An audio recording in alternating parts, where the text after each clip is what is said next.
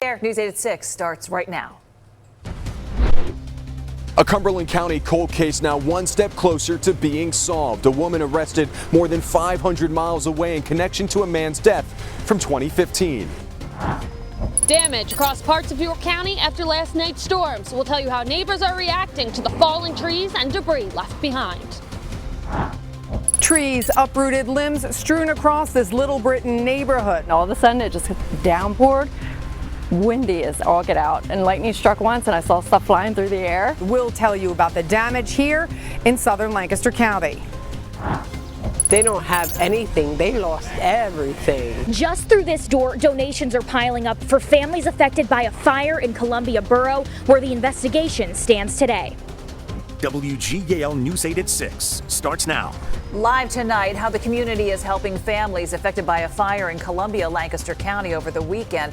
But first tonight, breaking news, a decision from the state Supreme Court striking down the legality of skill game machines across Pennsylvania. Good evening to you. I'm Lori Burkholder. And I'm Michael Fuller. That decision came down moments ago. 8 on Your Side political reporter Tom Lehman, who's been following this issue for years, joins us live with that story. Tom.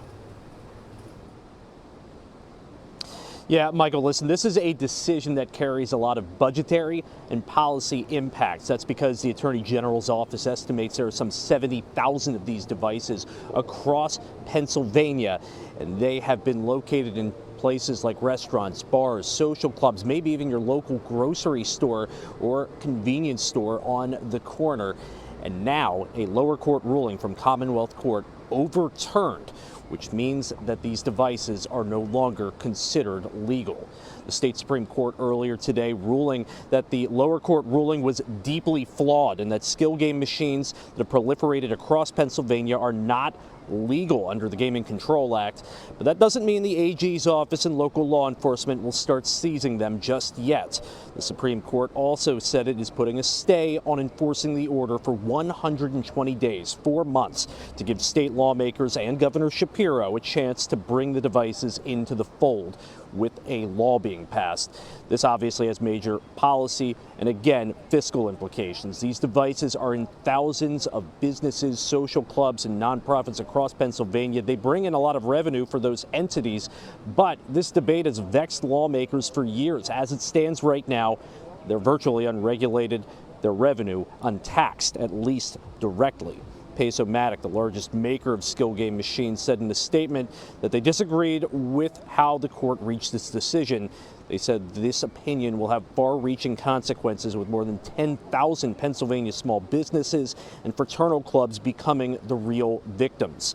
Meantime, State Attorney General Dave Sunday, whose office has been fighting to essentially overturn the gray area legality of these devices since before he was even elected to this position, said today's ruling is a significant victory for consumers, taxpayers, and the rule of law in Pennsylvania. Again, this ruling just coming out, so we still have to see how the legislature reacts here. Again, these devices ruled illegal, that they would be subject to the Gaming Control Act, and lawmakers now given 120 days to get something done. Otherwise, the order goes into effect and could have some major consequences if that happens.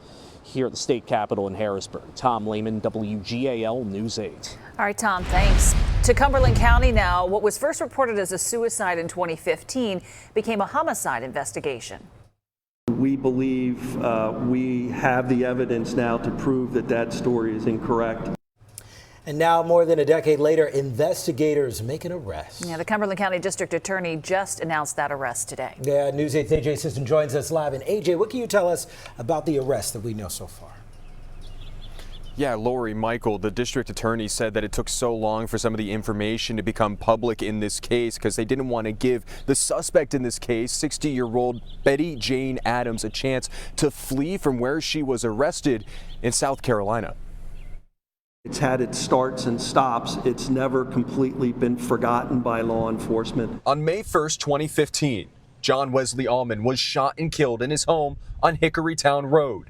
His death originally ruled a suicide, but 4 days later, the coroner deemed it a homicide. Whether the story has remained consistent through time, which we believe it has not, with taking the different pieces of evidence and adding it up. Police arrested 60-year-old Betty Jane Adams on May 18th in Myrtle Beach, South Carolina, Allman's believed romantic partner at the time, and charged her with first and third-degree murder, purposefully keeping it out of the public eye. Given her living out of state, we did not want to give her an opportunity to flee. Adams originally told investigators Allman turned his revolver on himself after firing it first at her because of an argument that they had. We believe we have the evidence now to prove that that story is incorrect. Court documents revealed Adams attempted calling a hit on Allman from her ex-husband 2 months before the shooting.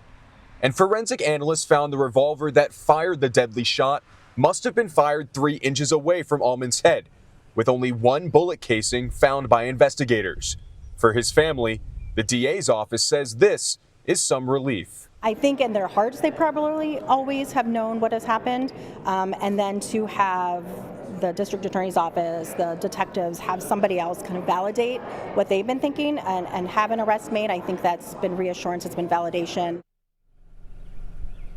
And just within the last 40 minutes, the arresting agency, more than 500 miles away from here, the Horry County, South Carolina Police Department, sent us a statement regarding this arrest, saying HCPD is committed to working with our law enforcement partners both near and far around the country. We are committed to excellent work and are proud of the team able to assist in this arrest. Now, Adams is currently being held within the Cumberland County Prison. She waived her preliminary hearing and has an arraignment scheduled for the middle of August. A judge also denied her bail due to the nature of the murder charges.